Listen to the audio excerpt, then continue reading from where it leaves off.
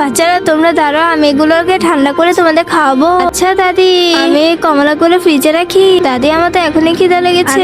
বাতিটা এমন করছে কেন? মনে হয় এখানে ভূত আছে। খারাপ ভূত এমন করছে। তোমরা কি ভূতের গল্প শুনেছো? দাদি, আমাদেরকেও একটা ভূতের গল্প বলেন। যতক্ষণ না এটা ঠান্ডা হবে ততক্ষণ খাওয়া উচিত হবে না। আচ্ছা চল এখান থেকে। আচ্ছা আমরা খাচ্ছি না, ওরা চলে গেছে। এসে যাকে শাড়ি পরে নে। এটা লাইনের সমস্যা হয়েছে, চলো আমাকে এখানে নিয়ে যাও, আমি লাইন ঠিক করে দিই। সাইকেল নিয়ে যান ওখানে।